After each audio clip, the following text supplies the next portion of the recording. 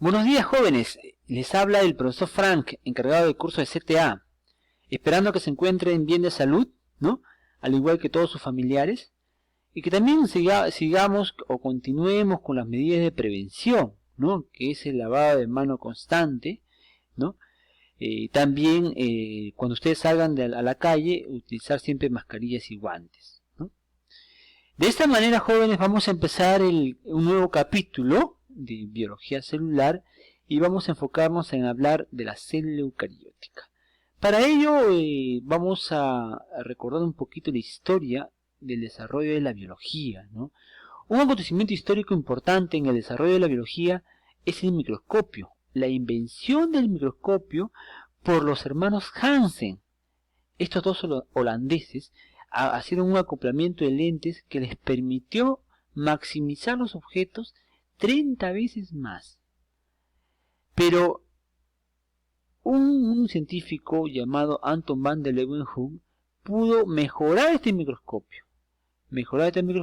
Y él pudo observar los objetos 60 veces más. De tal manera que él pudo observar organismos microscópicos que recién estaban dándose a conocer. Estamos hablando de las bacterias. Cuando observó en su microscopio, observó bacterias, organismos microscópicos que tenían diversas formas, ¿no? Es un acontecimiento importante que había observado Anton van der Leeuwenhoek, a quien denominó animalículos, ¿no? También otro acontecimiento importante va a ser el descubrimiento de los componentes o la forma que existía justamente unas plantas, ¿no? En su interior.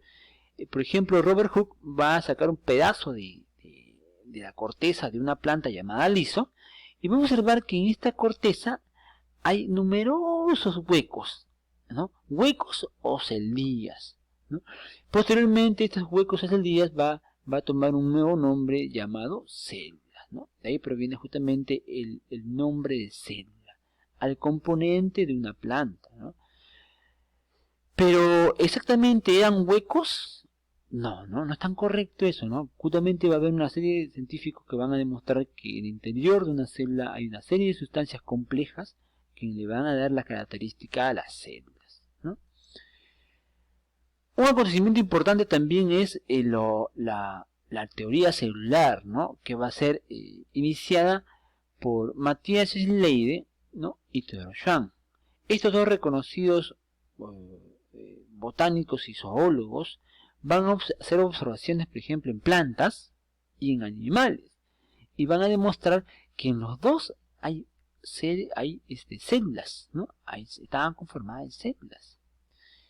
Pero Schwann va a determinar algo importante, que el organismo, o sea, los seres vivos, no solamente estaban conformadas de células, sino estaban conformadas de sustancias que las células producen, ¿no? Por ejemplo, en animales vamos a observar algo interesante, ¿no? Que por ejemplo, los huesos son mucho más rígidos que el músculo y que la piel. ¿Pero por qué? ¿A qué se debe? ¿Se debe solamente a las células? ¿A la organización de las células? Él va a demostrar que no solamente se debe a la organización de las células, sino a las sustancias que las células producen. Otro acontecimiento importante, otro aporte importante en la teoría celular va a ser justamente de demostrar de que las células que se encuentran actualmente provienen de células preexistentes. Es decir, todas las células que se encuentran actualmente provienen de un ser vivo, porque las células son los componentes de los seres vivos, ¿no? Entonces, las células que se encuentran actualmente provienen de células preexistentes. Ese postulado simple y sencillo va a demostrar que justamente que los seres vivos solamente pueden originarse a partir de otros seres vivos. Y ahí justamente derrumba una teoría que postula el origen de la vida, ¿no? La teoría endosimbiótica dice que justamente que todos los seres vivos se originan de forma espontánea, de forma casual. De un momento a otro del barro surge, por ejemplo, la vida, ¿no? De la lluvia surge la vida, surge de la materia inerte. Pero eso no es totalmente real, sino que esas vidas surgieron de otros seres vivos. Esas células surgieron de células preexistentes. Los tres científicos van a postular 4 enunciados. todas sus observaciones, lo consolidan en 4 enunciados. ¿Qué es sus enunciados? Sus enunciados dicen lo siguiente: que la función y la forma que tiene un organismo, ¿a quién se debe? A sus células. Que la complejidad de un ser vivo, ¿a quién se debe? A las células. Y la transmisión de la herencia se encuentra en las células. ¿Por qué? Porque las células tienen una molécula llamada ADN, ¿no? Las células son las que van a iniciar la transmisión de la herencia. Y que la parte más pequeña de un ser vivo, ¿quién es? La célula, ¿no? Esos son sus 4 enunciados de la teoría celular. Una teoría auténtica y original. De esta manera se nace una nueva ciencia llamada la biología celular, que se encarga de estudiar la forma y la función de una célula. También se va a clasificar a las células en 2 grupos, y esta clasificación se basa principalmente en la forma como se organiza el ADN. El ADN, como me había mencionado, es el lugar donde se almacena la información hereditaria de una célula. Este ADN puede estar disperso. Si se encuentra disperso, a esta célula se llama célula procariótica. Si este ADN se encuentra bien ordenadito, una serie de proteínas llamadas histonas bien ordenadito, y encerrada en una membrana llamada carioteca, a esta célula se llama célula eucariótica. 2 tipos de células: las que tienen un ADN disperso, procariótica; la que tienen un ADN ordenadito y encerrado en una carioteca, célula eucariótica. Entonces vamos a desarrollar a las células eucarióticas, pero primero vamos a hacer un reconocimiento de la célula procariótica. Las células procarióticas tienen diversas formas, ¿no? Tienen unas formas ovaladas, le denominan cocos; unas formas alargadas, le denominan bacilos; una forma de resorte, le denominan espirilos. Su tamaño es de 1 a 5 micrómetros, ¿no? Aquí tenemos el de 4 micrómetros, ¿no? Esta especie, y el de 3 micrómetros, Escherichia coli, que es la más conocida, ¿no? Que es una bacteria intestinal, ¿no? Aquí tenemos de 1 micrómetro y de 0,8 micrómetros. De 1 a 5 micrómetros. Y justamente ahora vamos a hablar de la célula eucariótica. Ahí vamos a detallar lo más importante es justamente su estructura interna. Pero primero hablaremos de las características generales. Las células eucarióticas tienen diversas formas y diversos tamaños. En cuanto a su forma, por ejemplo, pueden ser ramificadas, como las que se encuentran en el cerebro, ¿no? Células nerviosas, ¿no?, de la neurona, ¿no?, son ramificadas. Pueden tener una forma geométrica, en forma cilíndrica, por ejemplo en el intestino. Pueden tener una forma alargada, ¿no? Miren aquí, alargada, en forma fusiforme en los músculos. Pueden tener una forma ovoidal en la sangre, ¿no? Pueden tener una forma, ¿no?, alargada, una ancha y alargada, ¿no? Son las células sexuales masculinas, ¿no? Diversas formas. Su tamaño oscila de 5 micrómetros a 40 micrómetros, en tamaño promedio, ¿no? Las células eucarióticas son diversas, son de varios tipos de células eucarióticas, ¿no? Las células eucarióticas en animales, en las plantas, en los hongos, en los protozoarios. Hay diversidad de células, tipo de células eucarióticas.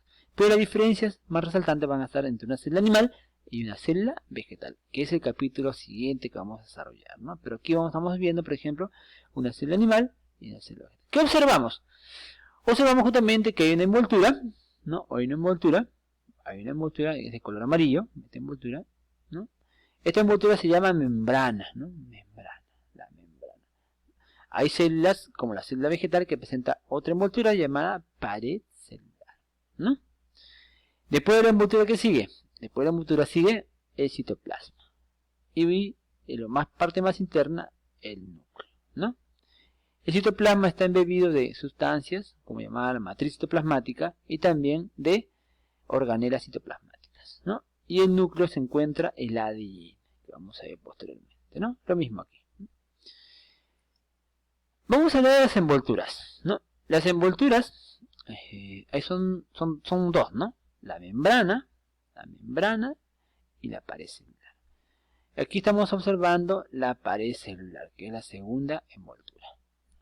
La pared celular encontramos en las plantas, la encontramos en en algunos protozoarios y lo encontramos en los hongos, ¿no? La pared celular vegetal, que es la imagen de acá, ¿no? Es una célula vegetal, ¿no? presenta, por ejemplo, dos tipos de pared. Una pared que se forma en la etapa juvenil, que se llama pared primaria, y una que se forma en la etapa adulta, que se llama pared secundaria. Como ustedes pueden observar, la pared primaria es delgada y la pared secundaria es gruesa. También la diferencia va a estar en su contenido químico. La pared primaria está conformada de hemicelulosa y la pared secundaria de celulosa, ¿no? Igual, esta es una célula y esta es otra célula, ¿no? Una célula y otra célula. Siempre hay pared primaria y pared secundaria. Pared primaria y pared secundaria. Entre las células vegetales hay una sustancia que permite unir a las células. Se llama lámina media, conformada de pectatos de calcio y magnesio, ¿no? Lámina media conformada por pectatos de calcio y magnesio. Pectato de calcio y magnesio. La lámina media. Pero la primera envoltura, justamente la primera envoltura se llama la membrana, ¿no? La membrana. Entonces, la segunda envoltura, ¿cuál es, profesor? La pared. Primero la membrana y después la pared. Empezamos a hablar primero de la pared, ¿no? Pero todas las células eucarióticas tienen una membrana. Y por eso, ¿la membrana para qué sirve? Sirve para transportar sustancias. Este modelo original que ustedes están observando, este modelo original fue determinado, fue diseñado por Singer y Nicholson. Se llama modelo de mosaico fluido. Modelo del mosaico fluido, de la bicapa de mosaico fluido, ¿no? Mosaico fluido de la bicapa lipídica. Mosaico fluido de la bicapa lipídica. Le llaman así justamente porque hay dos capas de lípidos. Miren. Hay dos capas de lípidos. Dos capas. Una capa y dos capas. Estos lípidos se llaman fosfolípidos. Pero también hay una sustancia que le permite dar fluidez. Esta sustancia se llama colesterol. Colesterol, ¿no? Fosfolípidos y colesterol. Por esta bicapa lipídica se transportan sustancias sin gasto de energía. Sustancias como cuáles, por ejemplo. Sustancias como el agua, y se llama ósmosis, y diálisis. También se transportan sustancias, ¿no? Que son ayudadas por moléculas, ¿no? Se llama difusión facilitada. Difusión facilitada. Entonces, todos estos transportes son sin gasto de energía. Se llama transporte pasivo, sin gasto de energía. ¿Qué se transporta, profesor? Agua por ósmosis y difusión. Y también se transportan sustancias con ayuda de moléculas, que se llama difusión facilitada. Todo sin gasto de energía. Transporte pasivo. Y por las proteínas se transportan sustancias con gasto de energía. Estas sustancias son grandes, pues. Son grandes las sustancias que se transportan por acá, ¿no? Como aminoácidos, como polisacáridos, glúcidos, polisacáridos, ácidos grasos, se transportan por este lugar, ¿no?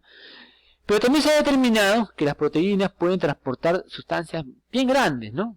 Cuando una célula transporta una sustancia bien grande, cuando ingresa esta sustancia se llama endocitosis. Cuando ingresa una sustancia en la célula se llama endocitosis. Endocitosis. Cuando sale, exocitosis. Entonces, estos transportes es con gasto de energía. Endo y exo, ¿no? También podemos observar que en los lípidos y en las proteínas hay una sustancia de color verde, que justamente está graficada acá, ¿no? Esos son los glúcidos. Los glúcidos van a adornar a los lípidos y a las proteínas. Pero en verdad no son adornos, sino estos cumplen una función. Sirven de radares, sirven de monitoreos de sustancias extrañas que ingresan a una célula. Todas las sustancias que ingresan a una célula que quieren ingresar son monitoreadas por este lugar. Particularmente se denominan glucocálix. Glucocálix. Entonces tenemos glucocálix, ¿no? De glicoproteínas, porque está unida a proteínas, y de glucolípidos, porque está unido a lípidos. ¿Cuál es su función? ¿No? Reconocer sustancias extrañas, sustancias y células extrañas. Y eso es importante para el reconocimiento, por ejemplo, de órganos extraños, ¿no? En el trasplante de órganos, ¿no? Y también en la transfusión sanguínea, ¿no? Es importante eso. El otro componente de la célula es el citoplasma, ¿no? y el citoplasma presenta tres partes, ¿ah? Tres partes.